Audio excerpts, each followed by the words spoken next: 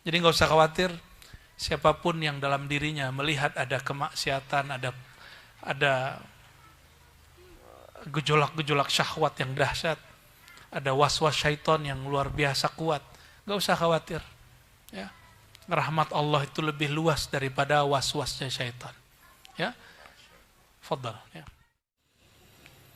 Assalamualaikum warahmatullahi wabarakatuh. Waalaikumsalam warahmatullahi wabarakatuh. Alhamdulillah rabbil alamin. Bini'matihi tatimmus salihat. Asyhadu an la ilaha illallah, asyhadu anna Muhammadan abduhu rasuluh. Allahumma salli wa sallim wa barik ala sayyidina Muhammad. Allahumma salli wa sallim wa barik ala sayyidina Muhammad. Allahumma salli wa sallim wa barik ala sayyidina Muhammad. Amma ba'du, terima kasih tim hadrah ya dari tadi. Ini tim hadrahnya namanya apa? Hah? Kun fayakun, wudu ngeri kali. Itu kesukaan Bang Dik itu ya. Kun fayakun ya. Syukran sudah mengharumkan majelis dengan bersolawat ya. Semoga Allah angkat derajat mereka ya. Allah sibukkan mereka dengan bersolawat kepada Nabi Muhammad SAW. Kita masuk ke hikmah yang kedua. Walaupun tadi sudah baca surah Al-Fatihah, sekarang Fatihah khasah yang khusus untuk Sayyidina Nabi SAW dan untuk Al-Imam Nu'taila Sekandari dan para pewakaf yang berdonatur di tempat ini dan semua yang hadir. Semoga Allah bukakan hatinya. Al-Fatihah. A'udzubillahi minasyaitonir rajim. Bismillahirrahmanirrahim. Malikium dini aknam duyan. Siratal ladzina an'amta 'alaihim ghairil maghdubi 'alaihim waladdallin. Amin.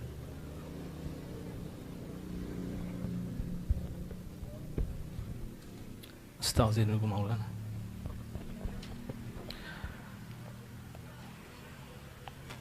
Bismillahirrahmanirrahim. Wa bisanadikum al-muttasil ilal imam Ibn Atha'iyyah As-Sakandari.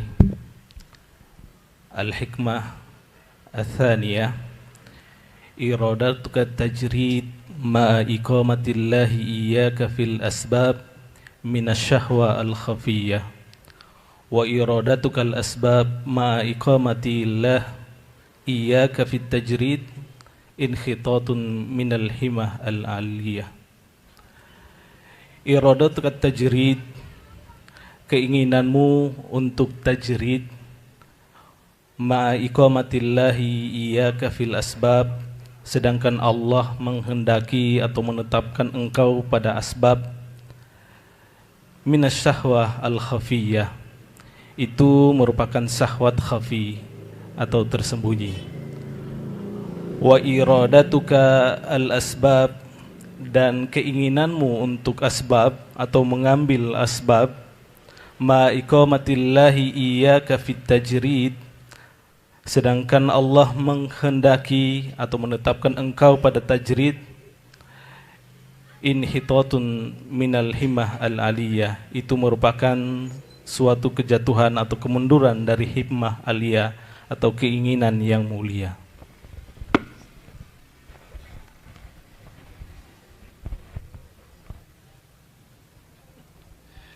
Oke. Sudah paham belum terjemahan tadi? Belum. Kalau udah paham pulang kita. Bismillahirrahmanirrahim. Qal iradatuka tajrid.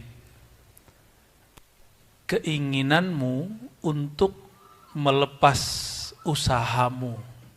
Tajrid itu melepas usaha. Ma'iqamatillahi iyyaka fil asbab, sedangkan Allah sedang menghendaki kamu mesti berusaha, mesti pakai asbab. Jadi ada dua.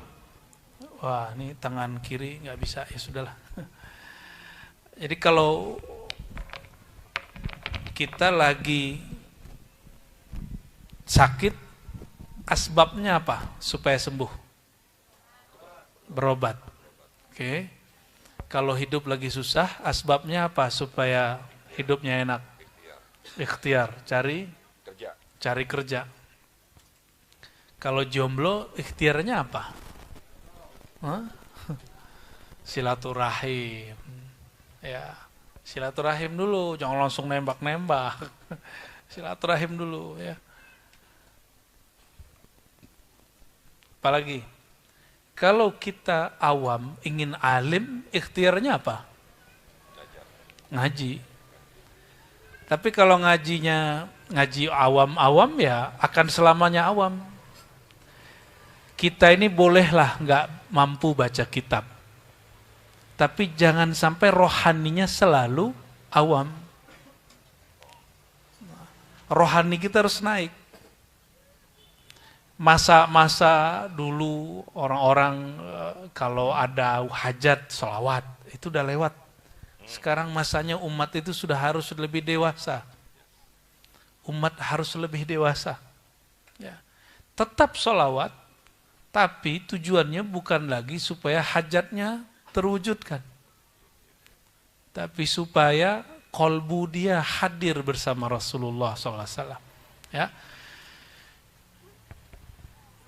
Kamu ingin tajrid, kamu ingin melepas asbabmu, padahal jika kamu melepas usahamu, kamu nggak makan. Kalau kamu sakit, tidak berobat, nggak sembuh. Ya. Namun banyak orang melakukan ini supaya disebut apa? Disebut sesuatu, misalnya kalau ustadz nih sakit, malu datang ke dokter supaya disebut apa? Ustadznya sakti, sohibul karomat. Nah, kalau Bang Dik nih nggak mau kerja nih, nggak mau buka usaha, tapi duitnya ada, supaya disebut apa? Ahli ngepet. Kurang sohih. Oke. Maka keinginan tersembunyi ingin disebut orang keramat, ustadz sakti, rezekinya datang sendiri.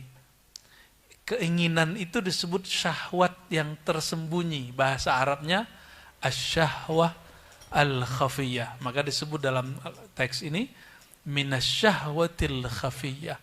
Yaitu disebut dengan syahwat yang halus. Jadi syahwat itu ada yang zahir. Mata jelalatan, itu. Masih jelalatan kan ya Bang Dik? Tergantung ya. Ya. Jadi ketika mata bersyahwat, kalau lagi lapar, apa? Keroncongan. Nah, pengen makan. Itu syahwat perut. Kalau jomblo pengen menikah, itu syahwat faraj, syahwat seksual, ya, itu normal. Itu namanya syahwat zahir, syahwat yang zahir, syahwat yang jaliyah, yang nyata. Di belakang itu ada syahwat yang tersembunyi. Syahwat secara bahasa Arab berarti keinginan-keinginan. Ingin disebut ustadz sakti. Kalau saya nih dulu ngalamin Bang Dik, karena dulu bisa ngeruqyah, jadi pas sakit nggak mau ke dokter, ruqyah aja badan sendiri, 3 hari nggak sembuh-sembuh baru ke dokter. Ya, malu, masa ustadz ngeruqyah datang ke dokter. Ya. Malunya ke siapa? Malu ke manusia. Itu disebut syahwah khafiyah. Tapi oleh Imam Ibnu Alan disebut dengan asyirk al-khafi, syirik yang tersembunyi. Syiriknya halus. Jadi lebih kenceng Imam Ibnu Alan. Ya, Ibnu Ruslan, maaf, Imam Ibnu Ruslan ya. Dalam kitab Risalatut Tauhidnya kata beliau kulluka syirkun khafi. Semua yang kamu pikirkan itu syirik khafi. Syirik tersembunyi. Apa kata orang gitu nanti? Masih begitu nggak beramal itu? Nanti apa kata orang di masjid? kalau saya nggak datang? Kata Ustadz kalau nggak pakai kopiah, nanti apa kata orang? Masa Ustadz pakai kopiah? Emang apa urusannya Ustadz nggak pakai kopiah? Usul adab itu lain cerita. Tapi kalau nggak enak sama orang, nah itu beda. Dia menghormati dirinya dengan pakai kopiah itu lain cerita. Ya. Jadi ada syahwat yang jaliyah, yang nyata, yang terang, yang tampak. Ada syahwat yang halus. Nah, syahwat yang halus ini nggak bisa pakai baca Quran. Mesti dizikirkan dengan zikir yang halus. Bahasa Arabnya zikir khafi. Maka hampir semua ahli zikir, mereka punya menu namanya zikir khafi. Ini bisa membersihkan kolbu yang terhambat oleh syahwat yang khafiyah. Dulu Bang Dik, saya kalau pakai celana, pasti celananya jingkrang. Kenapa nggak turun ke bawah? Malu nanti nggak disebut Ustadz Sunnah. Malu nggak disebut Ustadz Sunnah. Pas sekarang, lain lagi ceritanya. Kalau ceramah nggak pakai begini, ntar nggak disebut Ustadz Aswaja. Ternyata nggak begitu lagi sudah. Ya, alhamdulillah ketika belajar hikam itu dikikis pelan-pelan. Coba saya copot nih, masih Ustadz nggak? Saya copot nih, masih Ustadz nggak? Masih. Terus apa urusannya ini? Ini cuma adab bermajelis. Di luar majelis saya nggak mesti begini. Di luar majelis saya boleh pakai kaos nggak? Boleh-boleh aja, nggak ada masalah. Oke. Emang Ustadz harus bawa tasbih kemana-mana? Nanti ketemu sama kelompok sebelah, bid'ah katanya. Ada Ustadz ngomong begini, pakai tasbih itu mengambil hak patennya Saulin. Tahu nggak Ustadznya? Tahu. Siapa? Jangan sebut. Ya, ntar cari masalah lagi. Pernah dengar, Kiai? Ya, Ustadz yang bilang kalau pakai tasbih itu kita ngambil hak paten Saulin. Konyol benar. Nggak ngerti bilang ngerti lah ya.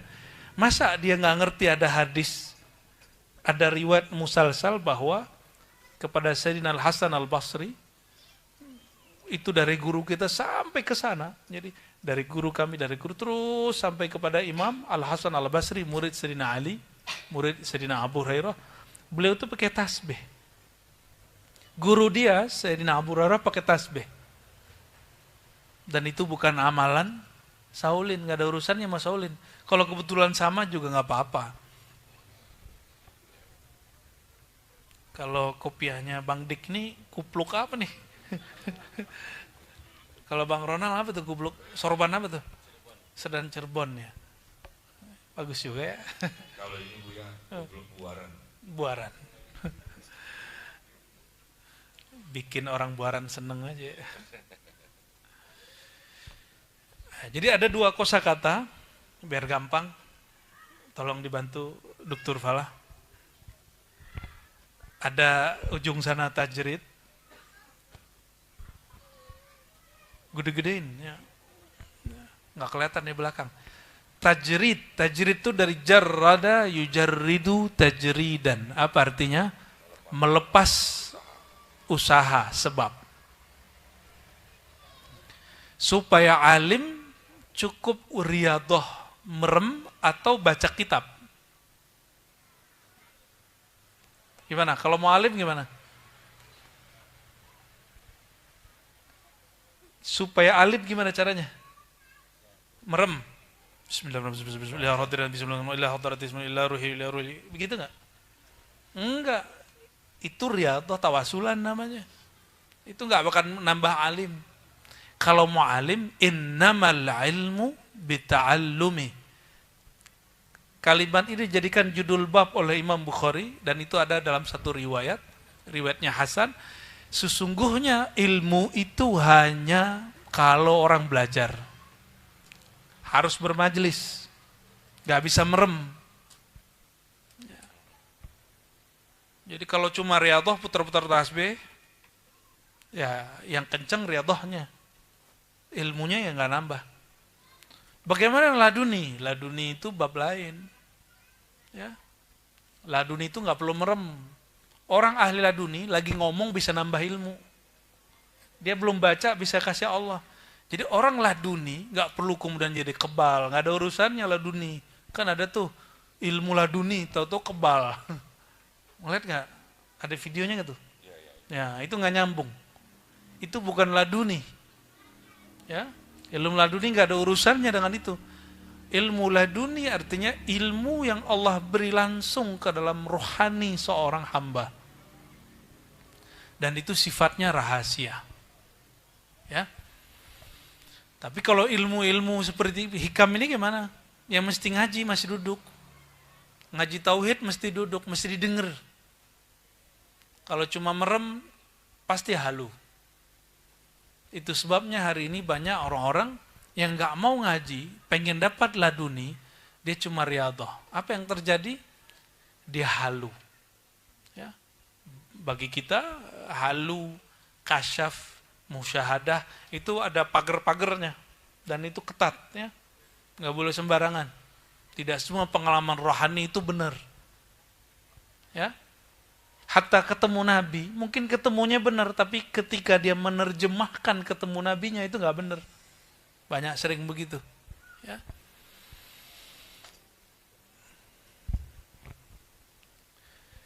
Kita ulangi, iradatu tajrid. Kamu ingin melepas asbab usahamu, sedangkan Allah sedang mentakdirkanmu mesti pakai asbab, mesti berusaha. Berarti di dalam hatimu ada syahwat yang tersembunyi, ada syahwat yang halus. Nah, jadi bukan syahwat seksual aja, ya, tapi ada syahwat yang tersembunyi. Saya masih ingat dulu waktu nyantri, Bang Dik. Besok mau ujian, nggak mau baca kitab depan teman, biar disebut hebat, keren. Bisa jawab tanpa perlu baca. Tapi emang udah baca. Mereka tidur, saya baca gitu. Beneran emang begitu. Cuma nggak mau kelihatan sama teman. Nah itu syahwat apa? Syahwat tersembunyi itu bagi santri itu sering kena.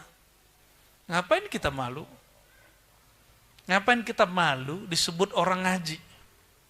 Nih untuk santri-santri ya, tuh yang belajar, nggak usah malu mutolaah depan orang, ya, nggak usah malu ngaji muzakarah depan orang. Ya. Yang boleh riya itu salah satunya bukan riya ya, ya dalam hal-hal seperti mencari perhatian guru. Ya. Mendapatkan ilmunya guru, kita boleh bukan riya secara ilmu tauhid, ilmu tasawuf, tapi itu lebih kepada tamalluk, ngambil perhatian guru. Nah, itu boleh. Simpati, ya. Jadi ada tajrid, apa arti tajrid? Melepas usaha atau sebab. Jadi kalau mau jadi alim gimana? Ngaji. Kalau mau sehat, ke dokter berobat ya. Kalau mau waras, diskusi. Kalau mau waras ngapain? Diskusi sambil ngopi-ngopi gitu di tempat Bang Dik tuh ya. Di mana Bang Dik tempatnya? Rumah, goa, dan kandang curang doang. Ya, biar tambah teller di sono. Lalu ada yang disebut dengan di bawahnya asbab, al-asbab. Nah,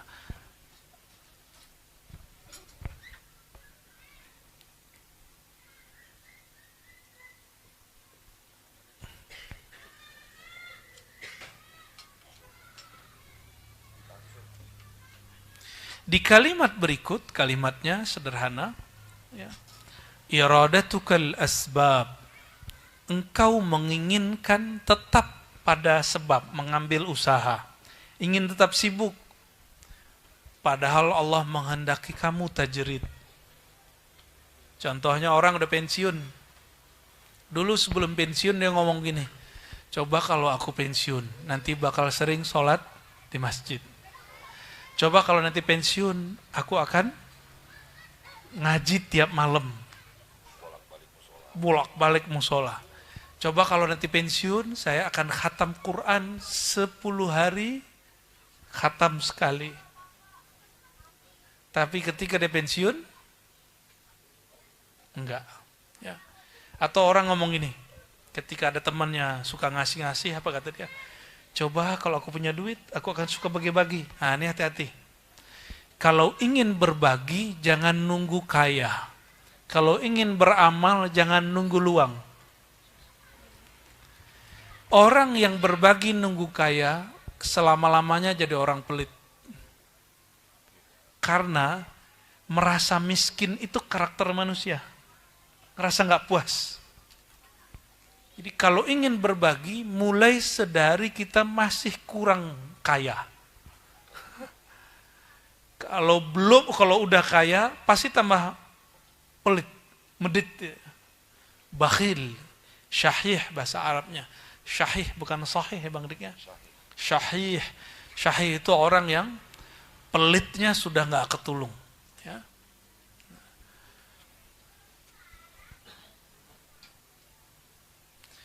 Keinginanmu mengambil asbab, sedangkan Allah menginginkan engkau melepas asbab.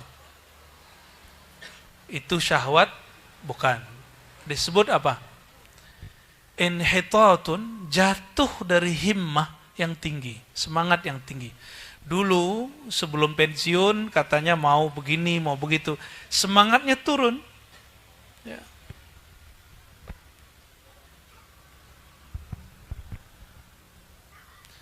Kiai saya meninggal.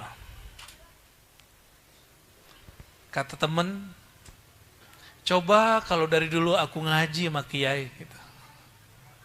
Tetangganya kiai itu. Coba kalau dari dulu aku ngaji sama kiai. Kita mau lihat dia benar nggak nih ngomong begini. Kalau dia benar ngomong begini, pasti besok dia ngaji kepada penerus kiai. Kita nggak tunggu-tunggu, nggak ada tuh dia ngaji ke penerus kiai. Berarti cuma angan-angan. Ya. Nah, dalam hikam itu ada kalimat ya, yang disebut niat itu maqaranahu amalun, yang disertai dengan amal. Kalau nggak disebut angan-angan. Jadi beda niat coba. Udah niat haji belum? Yang belum haji. Yang sudah haji mau umroh lagi nggak? Yang belum umroh mau umroh nggak? Kalau mau umroh mulai nabung, mulai besok mulai nabung. Gak usah banyak-banyak, 100.000, sebulan 200.000. Nanti lama-lama pengen banyak aja kita. Jangan nunggu kaya dulu, nggak bakal berangkat. Nunggu panggilan katanya Bang Dik. Mau dipanggil apa? Jangan nunggu panggilan kalau mau umroh. Karena Allah sudah memanggil. Jadi ketika orang tidak ada usahanya ketika dia ngomong, nah itu namanya angan-angan. Saya pengen ngapal Quran, tapi nggak pernah nyicil ngapal walaupun satu baris setiap hari. Itu namanya angan-angan. Nah, itulah inhitatun anil himmah al-aliyah. Berarti dia jatuh dari semangat yang tinggi. Pengen jadi ahli tahajud nggak? Coba alarmnya dipasangnya berlapis-lapis. Nggak usah jam 3 dulu, jam 4. Kan sekarang 4.45 ya? 4 berapa? Ya, betul. 4.45 subuhnya. Coba bangun jam 4. Berarti masih ada waktu 45 menit. Lama apa pendek? Lama itu. Lumayan kesemutan itu duduk. Udah kesemutan belum? Dari jam berapa tadi? Bisa. Ya, baca rotib gak tadi? Enggak, waduh. Ya, mesti baca rotib ya. Jadi nanti awal datang baca rotib dulu. Rotibul haddad ya. Tradisi kita begitu.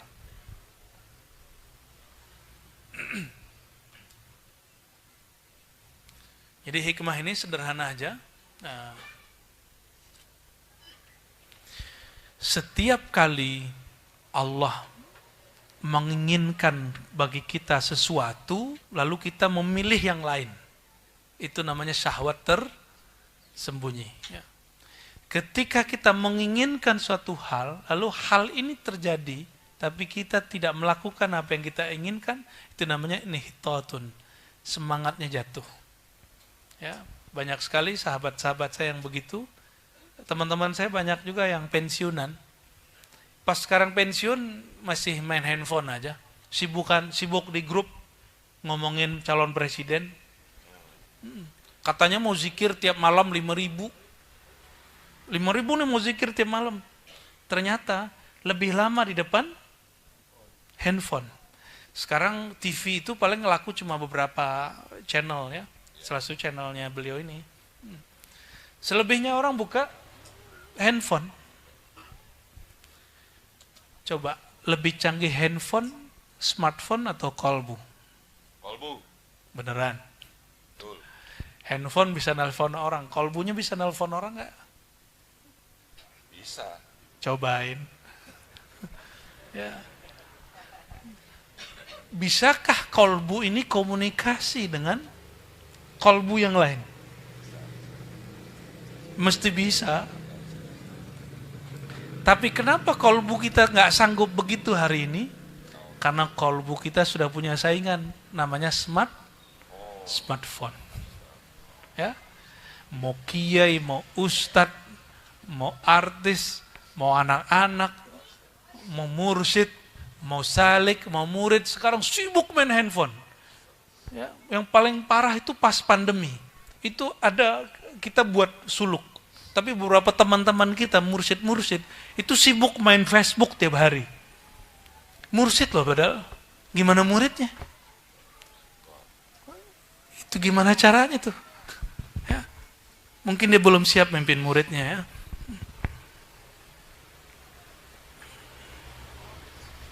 Oke, kita lanjut ke hikmah yang ketiga. Fadhal. Al-hikmah al-thalithah. Sawabikul himami la tahriku asrar al-akdar. Sawabikul himam, lintasan kalbu atau keinginan yang kuat, la tahriku asrar al-akdar, yakni lintasan atau keinginan-keinginan yang kuat tidak akan terjadi atau tidaklah merobek atau mempengaruhi takdir. Sawabiqul himami, sawabik bahasa Arab jamak dari sabiqah. Himam, keinginan yang kuat. Contohnya begini. Saya ketemu nih bocah nih, misalnya. Ini bocah nih ada bakat nih. Jadi ulama besar. 10 tahun lagi saya ketemu dia. Ternyata dia jadi ulama besar. Amin. Itu dia jadi ulama besar karena kalam saya atau karena kehendak Allah? Ya, udah dikasih jawabannya yang benar ya. Tapi banyak orang ngomongin itu kan, bener kan kataku, jadi ulama kan gitu. Nah, banyak orang ngomong begitu. Contoh begini. Ini yang nyapres sekarang berapa orang? 3. Terus ini pada berdebat nih. Pasti jadinya si A gitu. Yang satu lagi ngomongnya si B. Coba Bang Ronald bilangnya apa? Siapa yang menang? Gak tahu. Bang Dik? Yang D. Gak ada dong. Yang D itu Bang Dik. Dia mau nyebut namanya sendiri, Dik gitu. Misalnya nih, ada seorang ngomong ini, pasti si Anu menang. Lalu menanglah orang itu 2024. Terus dia ngomong sama Bang Dik, tuh kan apa kataku? Jadi dia mengira orang itu menang karena dia ngomong. GR. Dia kira itu takdir terjadi karena dia ngomong. Yang paling sering terjadi pada orang-orang yang sedang menempuh jalan kepada Allah, itu godaan orang kematian. Contoh gini, Bang Dik itu kayaknya besok mati deh. Besok mati beneran. Terus kamu Bang Dik, bener kan dia mati? Aku jadi takut kalau ngomong begini Bang Dik. Dia mengira kata-kata dia yang membuat orang mati. Maka mesti belajar tauhid sebelum belajar ilmu rohani. Supaya nggak salah faham. Kalau ada satu kejadian itu bukan terjadi karena kita ngomong, tapi terjadi karena Allah berkehendak. Terus kok kita ngomong? Kita ngomong itu kehendak Allah bukan? Maka lidah ini cuma dipinjem untuk menjelaskan esok hari kejadiannya apa. Siapa yang mempunyai lidah ini? Allah. Terus sebenarnya kata meminjam pantas juga enggak? Enggak. Kebetulan takdir Allah itu Allah bunyikan lewat lisan kita. Gitu.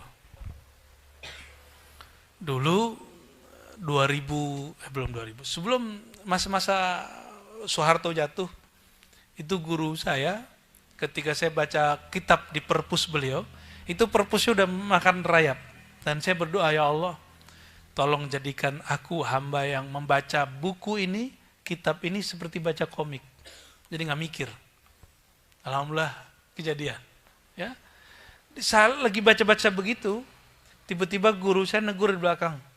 Apa kata beliau? Jadi ulama besar aja ini. Ngomongnya bukan doa. Udah jadi kayak ulama besar aja nih gitu. Itu bikin jantung saya kayak nggak berhenti berdebar. Mirip-mirip kayak kita jatuh cinta Bang Dik. Tapi ini gelisah. Takut su'ul adab kepada guru. Tapi saya masih ingat, saya anggap itu doa. Akhirnya hanya 3 bulan setelah itu Allah izinkan kami bisa baca kitab. Nggak tahu caranya gimana. Ya, saya tetap berguru, cuma apa yang Allah setting di kepala kita nggak tahu. Ya. Nikmat itulah yang hari ini teman-teman bisa rasakan doa dari guru saya. Ya. Tapi doa itu bagian dari takdir bukan? Jadi kita doa itu apa?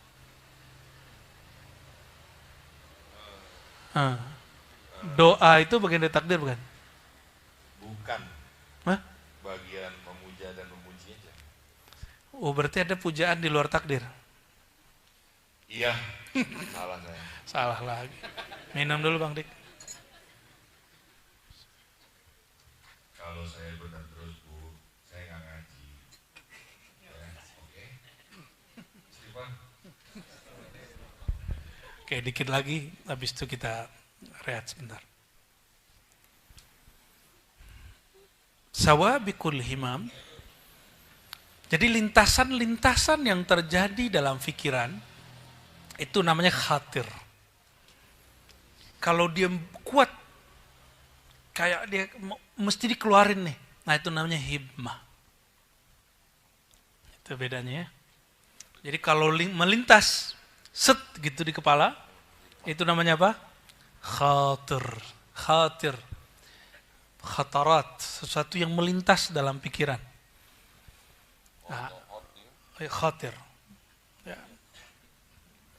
Apabila lintasan itu kemudian menguat di dalam hati dan kita ingin mengkalamkannya, disebut apa? Himmah. Itu bedanya. Itu disebut dengan himmah. Nah, himmahnya para kekasih-kekasih Allah dan hamba-hamba Allah itu berkait dengan takdir. Dengan takdir itu Bang Dik, kalau di dalam hadis Sahih Bukhari misalnya disebutkan, ketika Nabi naik ke langit ke-7, lalu di atas langit ke-7 ada namanya Sidratul Muntaha, itu seperti pohon, daunnya seperti telinga gajah, itu daunan isinya adalah takdir. Jadi lembaran takdir Bang Dik itu ada 1 lembar di situ. Bang Ronald 1 lembar, Ya, Dr. Fala 1 lembar. Ini filosof ini. Udah mursal ini. Dan para kiai ini masing-masing kita punya lembaran yang lain. Dan lembaran itu sudah kering. Nggak bisa diubah. Dia nggak bisa diubah di atas langit ke-7.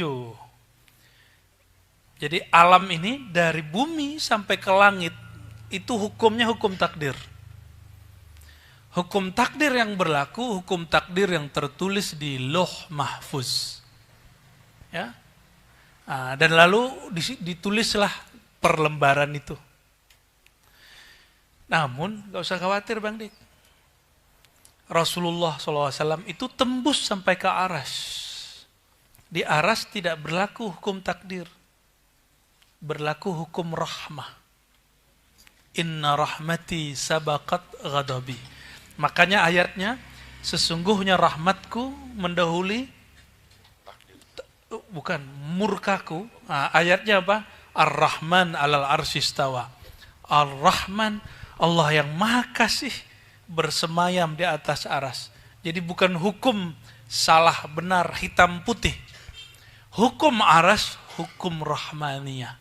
Hukum kasih sayang. Siapa yang boleh ngimamin di sana? Itu cuma Nabi Yuna Muhammad sallallahu alaihi wasallam. Itu sebabnya umat Nabi Muhammad SAW berbuat salah gak langsung disiksa. Karena hukumnya rahmah, ya, tapi umat terdahulu ada yang langsung dikutuk jadi kera, ada yang jadi kadal, ada yang jadi biawak. Makanya Nabi Muhammad SAW ketika Sayyidina Khalid makan biawak, Nabi Muhammad tuh bingung. Ngeliatin orang makan biawak, matanya cuma naik turun. Ngeliat, ya. Pernah makan biawak gak?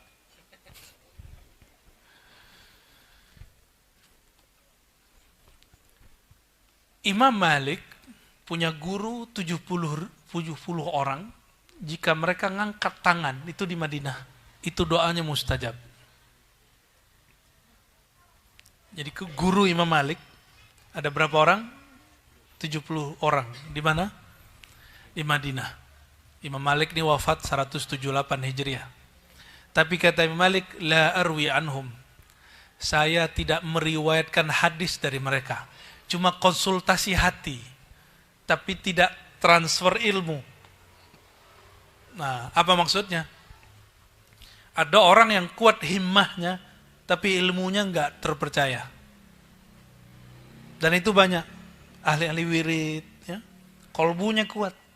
Tapi kalau dia cerita tentang ilmu, sering kebalik-balik. Ya. Jadi kalau ada orang hari ini ngomong, masa sih dia wali, ngomongnya gak beres. Ya biasa itu, Imam Malik ketemu.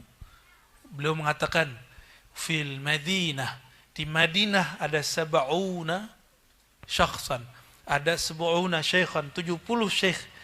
Lau aqsamu ala Allah la abarra. Ya, seandainya mereka bersumpah berdoa, Allah akan wujudkan. Tapi aku tidak berguru kepada mereka dalam bab ilmu. Cuma minta doa, minta zikir. Ya, orang-orang seperti itu biasanya jika tidak menggabungkan ilmu dengan wirid, inilah yang terjadi seperti ada orang ngomong tadi. Ya Allah Bang Dik, apa kataku? Besok dia mati beneran. Nah, itu namanya apa? Kata-kata kita, kejadian. Itu namanya sawabikul himam. Kita ngomong apa, kejadian. Disebut apa? Sawabikul himam. Pernah begitu nggak? Kayaknya setiap kita pernah mengalami itu. Dan tolong diingat ada kaedahnya. Ini kaedah tauhid.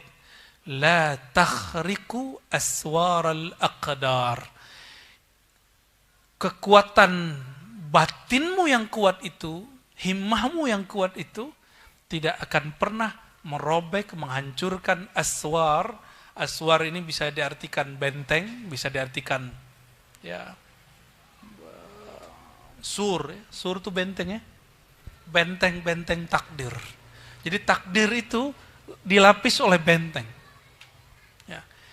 Namun kalau kita teruskan, Yang mampu menembus takdir itu cuma rahmannya Allah Subhanahu wa ta'ala. Jadi kalau ada orang nanya, kok ada seorang hamba Allah harusnya masuk neraka, tapi dengan syafaat baginda Rasulullah dia masuk surga. Itu yang bermain hukum rahmannya. Jadi secara takdir, ada orang bunuh 100, yang ke 100-nya ulama. Ulama yang pemahamannya nggak masuk. Dia membunuh yang ke 100-nya ulama. Dosa besar nggak? Dosa besar. Bunuh orang dosa besar nggak? Ini bukan 100. Tapi dia masuk surga. Gimana ceritanya? Itu syafaat Rasulullah Shallallahu Alaihi Wasallam melalui malaikat rahmat. Ya, jadi nggak usah khawatir. Siapapun yang dalam dirinya melihat ada kemaksiatan, ada gejolak-gejolak syahwat yang dahsyat, ada was-was syaitan yang luar biasa kuat, nggak usah khawatir. Ya, rahmat Allah itu lebih luas daripada was-wasnya syaitan.